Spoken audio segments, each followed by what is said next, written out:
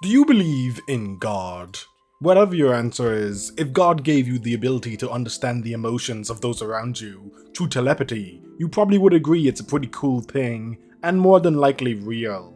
You might even take it as a sign that you and you alone are the one true religion, and that it is your duty to spread that faith to the rest of the world. But what if the Pope knew for a fact that God was in the basement of the Vatican? Well, you would probably agree that meeting God would be pretty cool. However, this God may not be a God after all. What if God was a supercomputer left behind by aliens? A pretty crazy thing to say, and certainly not true for any religion in our world. I hope. But within the monastery of Laterano, that very God exists, and God has given the Pope a new commandment: prepare for the end. Probably not a good sign, but I am sure the angels are up to the task. And in preparation for the Master's travels, today we shall be discussing the background of the Laterano events for your viewing pleasure. The Sancta, or the Angels of Terra, hailing from the peaceful land of Laterano. Angel is the best description of them, as they possess a luminescent halo and wings in all shapes and sizes, unique to the individual. The Sancta possess several traits that make them unique amongst the other denizens of Terra. Primarily, it is their empathy. Not that they just possess empathy and no one else does, but as I mentioned in the opening of this video, Sancta possess the ability to feel the emotions of other Sancta. This allows them to quickly and easily understand each other. Many of the other races of Terra, specifically the Liberi, do criticize the Sancta for this ability. The Sancta possessing this ability makes others question how they can so easily forgive each other. And this ability has allowed the Sancta to create a utopic society within Laterano, as being able to so easily handle disputes by simply reading the other's emotions makes conflict resolution simple. Unless you are an autistic king, that would cause some problems. But I'm sure no one exists like that. Being supernaturally empathetic isn't their only unique trait, but I would struggle to call firearm ownership a racial trait. A patron firearm, given to every Sancta at the age of 12, they love and cherish the weapon for the rest of their lives. Be it a machine gun, pistol, shotgun, or sniper rifle, they are a unique piece of equipment that supplements a Sancta's existence. The Sancta are the original gun wielders of Terra, possessing unique mastery over the craft. Originium weapons firing originium bullets. Even the slightest misuse may result in infection by the shooter. Those in Black Steel utilize simplified versions of the Sancta's firearms because the level of alts control is beyond the vast majority of Terra's population, even when trained to use the weapons. Sancta, though, are born with incredibly precise alts control that makes operating these firearms a breeze, even though they also require training. In religious terms, the weapons are a gift from God, so the Sancta treat the weapons with extreme reverence, with much of their buildings being decorated with gun-wielding saints. Moving past the Sancta themselves, what's the background of the Holy Land of Laterano? Before time began, there was the Cube. We know not where it comes from, but I will put a stop to my Transformers references now. In the distant past of Terra, at the dawn of civilization, the first saints of Laterano founded the Eternal City as a peaceful bastion for all Sancta. They would spread their religion to free the other denizens of Terra from suffering. The evil and intimidating Sorkas, seeing such kindness, began attacking the ever-peaceful and loving Sancta. Seeing this envy and wickedness, the Sancta vowed to rid Terra of this blight, and thus the angels and devils went to war. The first saints spread word of their revelations from God, the Law, a set of commandments laying out the teachings of their religion, and laid the foundation of the society that would build up in Laterano over the coming centuries. A lovely origin story, but unfortunately a distortion of the truth. The Sancta, and by extension Laterano, originally were members of the Tikaz race. The Tikaz, for those of you not in the know, being the original name of the Sorkas. In the distant past, those who would become the Sancta discovered the Law, a supercomputer left behind by the predecessors. This powerful piece of technology caused the Tikaz before it to develop into the Sancta we know and love. At first it is said that the Sorkas and the Sancta lived in harmony with each other. Unfortunately, Kazdel was destroyed again, and the Sancta was spared the wrath of the other members of Terra. This put a sour taste in the Sorkas' mouth, but they didn't do anything about it yet.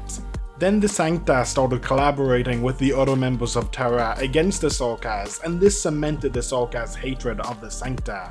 The Sancta also began hunting Sorkas as part of their religious practices, which of course made race relations worse. The connection between the Sorkas and the Sancta hasn't been broken, however. The two can still have children together, although it is a rare sight. We have an example of it happening though, in case you think I'm gooning by mentioning angel sex. The offspring of a Sorkas and Sancta take on the characteristics of a Sancta, although their halo and wings are weaker than your typical Sancta.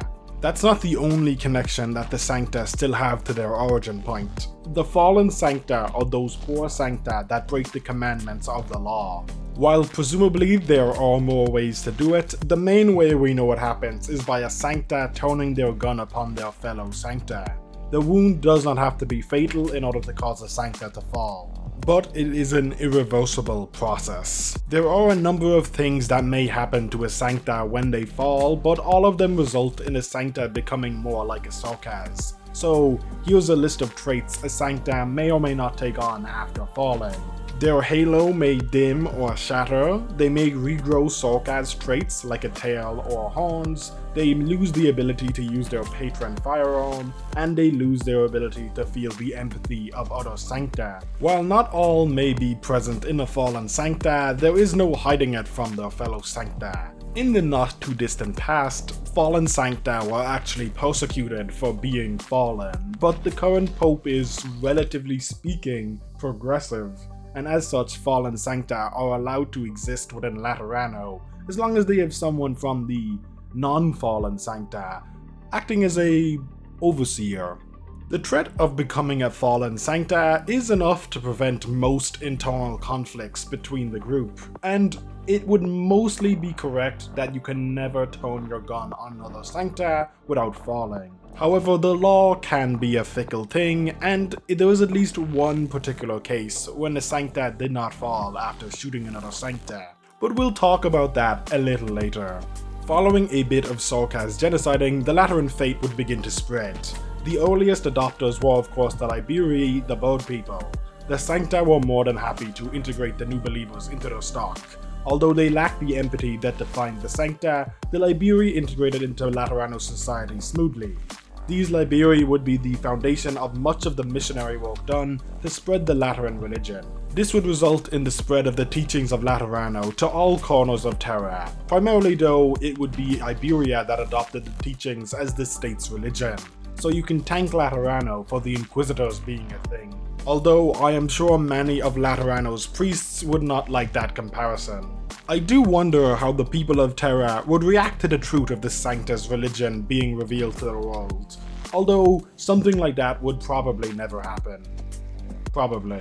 Moving on from the background lore, before we touch on the stories told to us from the Laterano storyline, I want to talk about a few central characters. The characters that will be primarily focused on in the Laterano storyline are centered around two main groups, Mostima and friends, and the autistic siblings. Starting off with the original Blue Woman, because I like her, Mostima, Fiametta, Lemuel, and Anduin are kinda inseparable when it comes to describing them, at least in the beginning. Mostima is our definitive fallen Sancta, and overall a cheerful person, hiding the fact that she's kinda, a little let down by becoming a fallen. Fiametta is the bold representation in the group. She is the supervisor in charge of monitoring Mostima since she has become a fallen, and is mostly laid back, except for when it comes to dealing with Mostima pushing her buttons, or when Anduin is involved. Lemuel is the adopted older sister of Exucii, who is not at all relevant to the story of Laterano until the Masses travels, so this is her token mentioning. Lemuel on the surface is the voice of reason between Mostima and Fiametta, but harbors a ruthless streak behind her caring smile. The trio of Mostima, Fiametta, and Lemuel grew up together, and as such, when they completed their education, applied to be part of the same team.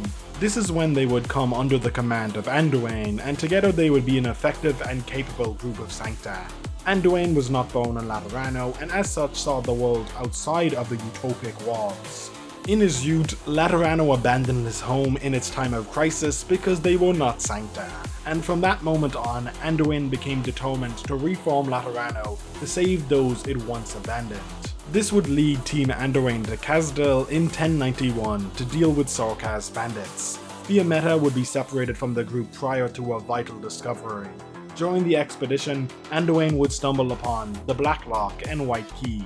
Housing the power of affirmment with powers over time, Anduin sought to use them to reform Laterano. While attempting to take the staffs, Anduin would leave Lemuel in a coma and Mostima, refusing to let that shit slide, would fire upon Anduin, becoming a fallen Sancta and claiming the staffs for herself.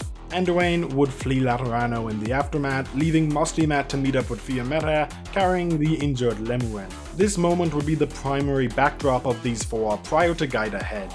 It would also be the primary catalyst for Exusii leaving Laterano in search of Mostima to get answers in regard to what's happened to her sister. Lemuel would be in a coma for 5 years following the incident and even to this day requires a wheelchair, although she's not completely reliant on it anymore. Federico, or Executor, and Artoria, or Virtuosa if you believe in codename Supremacy, are not brother and sister but cousins. Following the death of his parents, a young Federico would be taken in by Artoria's family. They would have a brief time of peaceful tranquility before Artoria's arts began to manifest. Her arts caused those around her who listened to her music to release their repressed feelings. This would result in her mother becoming a wartime journalist and eventually dying during that same war. Artoria was blamed for this by her father, and during her mother's funeral, Artoria's arts would cause all those present to begin airing their thoughts on the situation publicly. The only one unaffected was Federico because his autism makes him immune.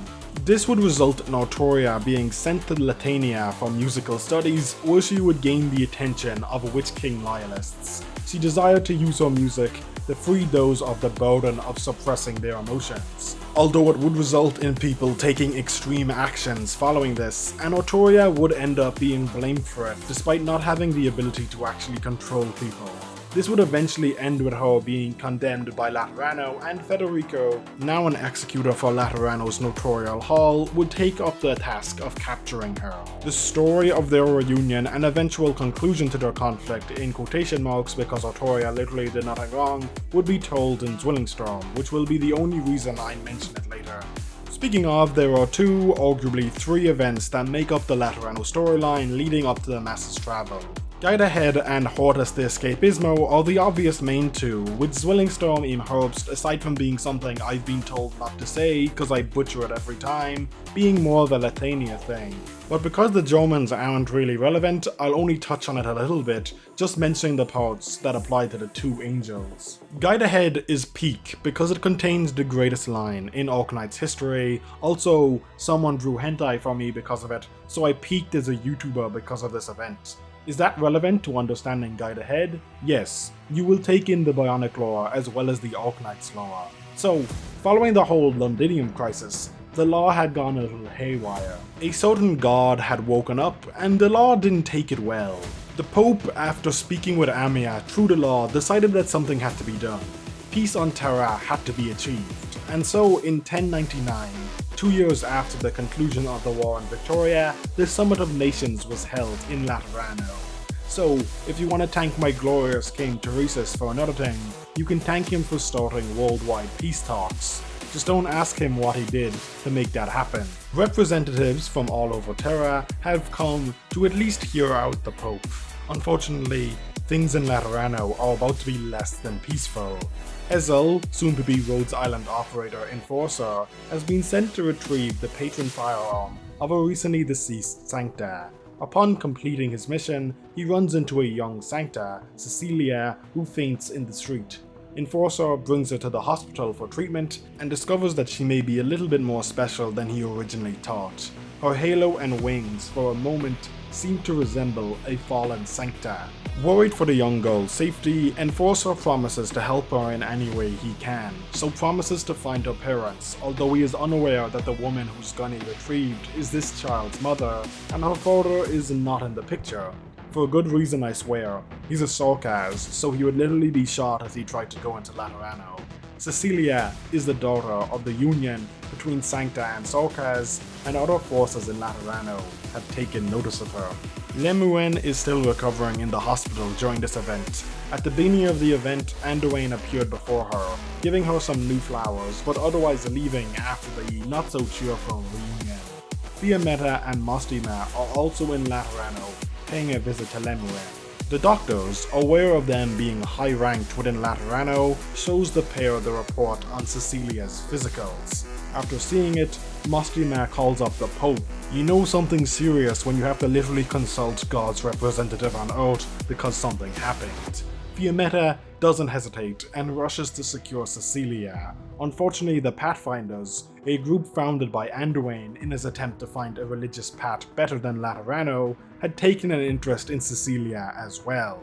Enforcer had thwarted their plans to kidnap her and escape the hospital with the girl. Enforcer takes Cecilia back to her home and upon inspecting the address, realizes that her mother is dead. He tries to gently explain the situation to her, but that bum Oren shows up, insisting that Cecilia is to be taken to the Pope immediately. Revealing that Cecilia is the offspring of the Sancta and Sorkaz to Enforcer, Fiammetta also shows up to ensure the safe transport of Cecilia to the Pope. However, on the way back, a Sorkaz is found to have infiltrated Laterano. Fiammetta reasonably abandons the young girl to commit a hate crime, so Enforcer, worried for Cecilia's safety, takes her and heads to a mortuary outside the city. At the mortuary, the duo meet Anduin. He's pretty open about being the leader of the Pathfinders though. He goes on a whole monologue about how he wants to make Laterano a true paradise for all. Even though Enforcer is wary of him, he agrees to allow Anduin to carry out the funeral rites for Cecilia's mother. Fiammetta and Mostima attempt to arrest Anduin during the funeral, which is a really insensitive thing of them to do. Not that Fiammetta cares. After being politely told by Anduin that they are late to mourn the dead, she replies with, and I quote, "We can always make some more." She wants Anduin's head on a spike. Anduin is able to outmaneuver her, however, and the Pathfinders escape with Cecilia. This entire situation puts Laterano on high alert. However, due to the Summit of Nations, they can't announce anything. Fiammetta takes over the Pathfinder case and gives Enforcer a day off. Better than being fired, I guess. Inside the Pathfinder's safe house, Anduin tells Cecilia about Laterano's bell tower, the Tower of Revelations, the point closest to heaven. Cecilia is allowed to leave by Anduin so that she may visit the tower and say goodbye to her mother. Anduin lets the information slip to Enforcer so that he may protect her. That bum Oren intends to kidnap Cecilia to blackmail Laterano with her existence, but our autistic king, Executor, shows up to arrest him. And with the help of Enforcer, no harm comes to Cecilia. Also, if any of you wondered why I call Oren a bum, it started here. Cecilia reaches the top of the Tower of Revelations and sings an old Sorkaz folk song she heard her mother and father sing before. For the first time since Laterano was founded, the tower's bells ring. Across the city, the Pope watches on in awe, immediately dispatching Vilvi and the Arknights to protect Cecilia and escort her to him. Not for any nefarious purposes though. The law has given its answer on the Cecilia question. Just as the Basilica is emptied of its greatest defenders, Anduin attacks. While the Pathfinders are attacked by Mostima and Fiammetta, Anduin meets with the Pope. He came seeking answers to the questions of his fate. Why does Laterano turn away those that can help? How could God allow this? The Pope dismisses Anduin's humanitarian concerns. Laterano exists for the Sancta and only the Sancta. Anduin is not letting this racism slide though, and draws on the Pope, with the two shooting each other. However, the law has deemed both sides worthy and neither falls, so the Pope takes Anduin into the depths and reveals to him the truth of the law. The law is a computer. There is no true God in Laterano. With his fate shattered by this revelation, Anduin stares across Laterano from the roof of the Basilica. You could read this as a potential suicide attempt, but Fiammetta isn't giving up on the opportunity to kill him. Giving up all intentions of arresting him, Fiammetta hits him with the greatest line in Arknights history. Shameless plug, shameless plug. Pedicabo ego te et iramambo. Or, in not butchered Latin, I will sodomize you and fuck you in the face. In case you are wondering, this is what someone drew for me. It's on Reddit if you want to see it, link to the artist in the description. Anduin proceeds to get bullied by Fiammetta for so long, he breaks out of the existential dread he was in. He prepares to fight Fiammetta seriously, but Lemuel uses her sniper to shoot the gun straight out of his hands. Anduin makes his escape following this, but promises that he will return. The aftermath of this isn't too important. Enforcer is made legal guardian of Sicilia, and the two are allowed to leave Laterano. The Pope makes sure to bestow legal citizenship upon Cecilia to let her know that she's always welcome in Laterano. The pair depart Laterano in search of Cecilia's father. Fiammetta and Mostima once again return to their nomadic lifestyle, although now Lemuel is in charge of Fiammetta, so the Lemuel to Fiammetta to Mostima pipeline is once again established. As punishment for being a bum, Owen is stripped of his titles, and the world becomes slightly less grim that day. Also, in case you were wondering, the Summit of Nations ended well. The Pope gave a good speech about peace and love and all that stuff. And Anduin is gone, for now, but he will show up again. Hortus De Escapismo takes place a few months after Guide Ahead. The Pope gets a notification on his god computer, and so my autistic king is now my autistic saint. Executor is the first non-papal sancta to become a saint in all of Laterano's history. The Pope then sends his newly appointed saint to Iberia to retrieve the Santilum Anium Ambriosi, the first nomadic abbey built by Laterano and Iberia. The abbey went missing after the profound silence about 6 decades ago. However, an emergency signal has been received, so Laterano dispatched Lemuel and Oran to investigate. They have stopped responding, so Executor takes Speria and Insider and dispatches immediately to retrieve them. They initially encounter the abbot Stefano and Clement, the gardener. The trio are not welcomed by the abbey's inhabitants, and it's obvious why. The abbey has been allowing the Sorcas to live with them. Straight up blasphemy. Lemuel and Oran had informed them of this, and as a result, Lemuel was placed under house arrest and Oran fled into the surrounding countryside. Stefano pleads to Executor to allow the Sorcas into Laterano, but he refuses. In addition to the Sorcas, there are 2 other guests in the abbey. Aulus, a bishop of the Church of the Deep, and Executor's long missing cousin, Arturia. Arturia is just here to play some music, so she isn't that dangerous, but Aulus has been spreading the religion of the Seaborn. Stefano has even considered using that power. Aulus, meanwhile, has spread his religion to a Sorcas woman, and 2 children are left looking for their mother.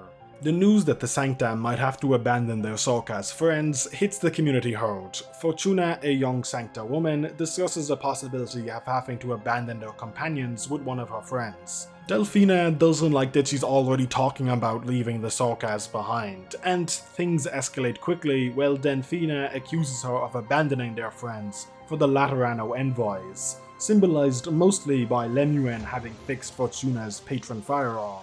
The argument escalates somewhat, and Fortuna ends up accidentally shooting her friend in the scuffle. With her friend's death, Fortuna becomes a fallen Sancta. This event escalates the already tense situation, and Executor takes over the abbey to maintain order. Thanks to this, Lemuel is reunited with the rescue team. Oren is also chilling and informs Insider that he has made plans to take control of the situation. AKA, he is a Laterano kill squad ready to kill all the Sorcas. Gerald, the leader of the Sorcas, agrees to leave the abbey after the next sermon. Initially, the other Sorcas resist this decision, but Gerald is tired of conflict. Unfortunately, a musician does a bit of musicking. This results in Clement giving into the nihilism that has been consuming him, and he sets the abbey on fire. Hearing the sound of her cello, Executor rushes towards the sound, where he runs into Lemuel, who is chasing down a Seaborn. Lemuel leaves him to handle the potential Arturia situation, while she handles the monster that entered the Sorcas' area. Upon arriving in the hall, Executor discovers a pair of Liberi twins. They had almost got caught up in the fire while searching for their mother. Fortunately, Executor saves the twins from the fire, and with the help of the Sorcas, manages to put out the blaze before everything burns down. The residents try blaming the Sorcas initially, but Executor puts a stop to such baseless accusations. Later that evening, Lemuel is confronted by Aulus in the Sorcas district. It's not really that relevant, but she gets to stand up and fight him, so that is cool. Executor, meanwhile, takes the two Liberi kids back to their home, where he puts them to bed. The Seaborn that Lemuel was searching for appears before Executor.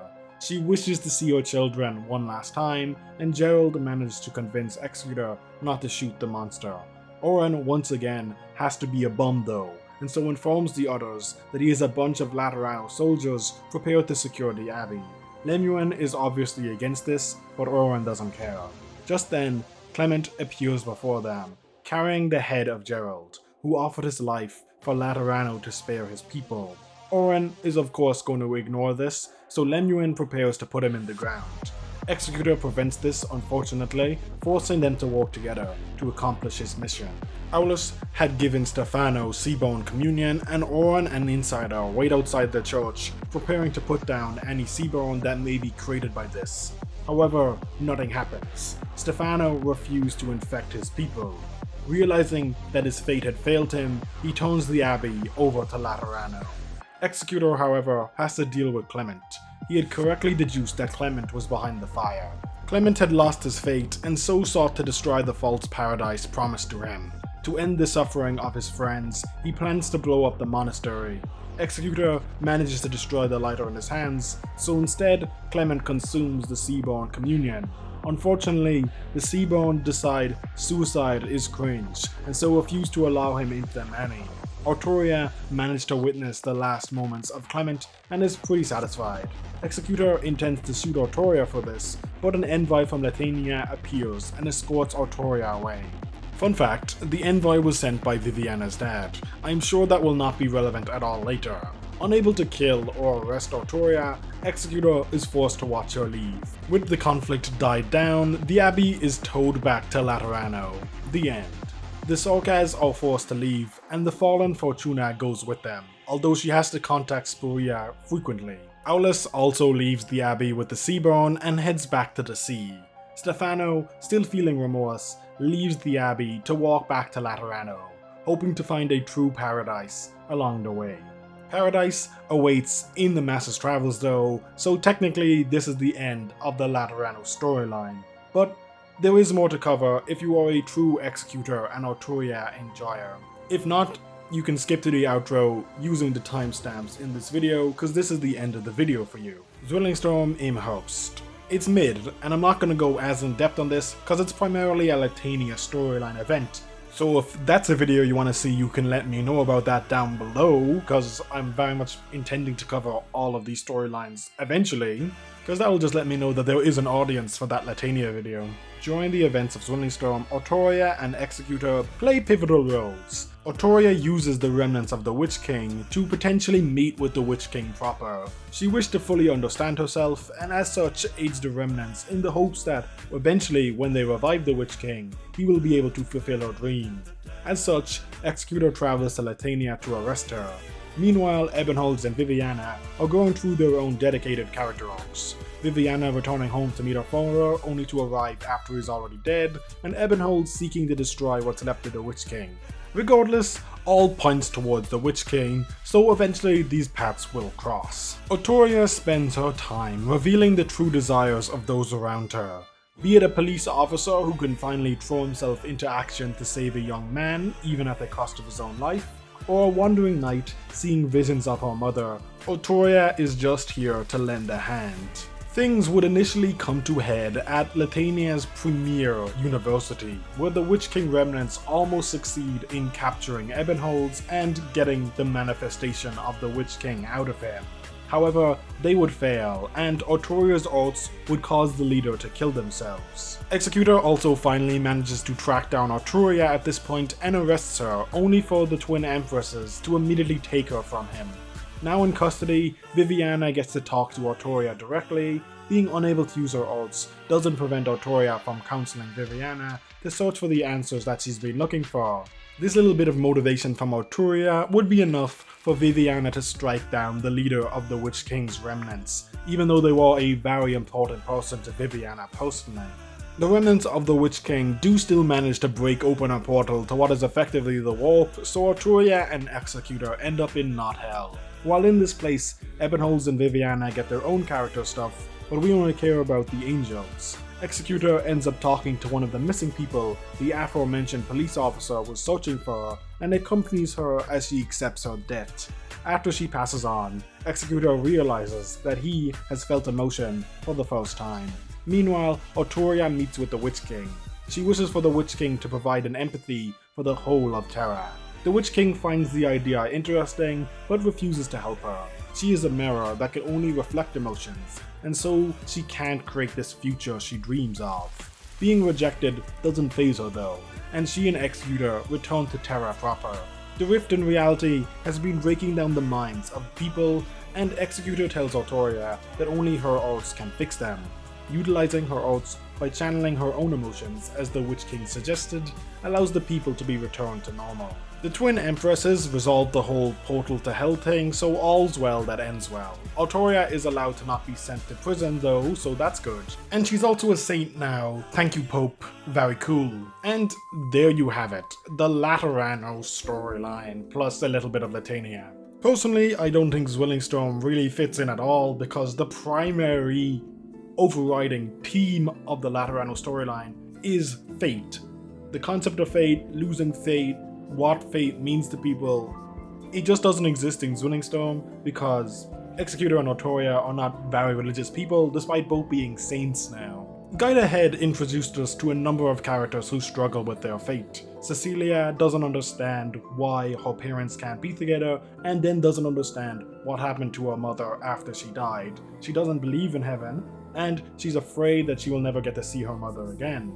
Nothing wrong with that, she's a very young girl. Anduin, meanwhile, goes through the exact opposite. He is super believing in his fate until it is revealed to him that his fate is basically a lie, which completely shatters his mind. He literally, again, like I said, was probably contemplating suicide, and it was only Fiametta's pure raging hatred for him that kept him alive. Other characters, such as Fiametta, also question their fate. While revenge is probably the main focus of Fiametta in Guide Ahead, it's very clear that the Sancta's empathy, and by proxy the Sancta's religion, is something that weighs heavily on Fiametta. Fiametta struggles to comprehend how Lemuel and Mostima can seemingly forgive Anduin despite everything that he's done, and it's because of their empathy.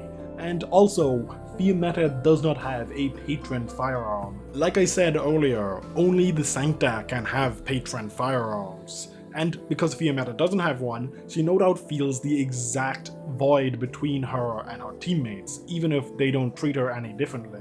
All I'm saying is, in a hypothetical scenario where Anduin did not cause Lemuel to be in a coma and all that stuff didn't happen, I could very easily see Fiametta taking Anduin's side in this conflict. Although that would deprive us of the peak line that is Fiametta threatening to sodomize Anduin, so I'm glad we got this timeline instead. In Hortus De Escapismo, we also see several characters who lose their fate, and even a character who gains fate. Starting with the head of the Abbey, Stefano is literally the head of this Abbey, running it for 60 plus years and has lost his fate. He literally considers feeding eldritch sea goop to his people instead of letting them go to Laterano. That's genuinely crazy. But he himself recognizes that this is a bad thing and that his fate has failed him, and prevents himself from damaging his flock, which I think is really admirable and shows that he might have lost his fate, but he did not lose what made him a good person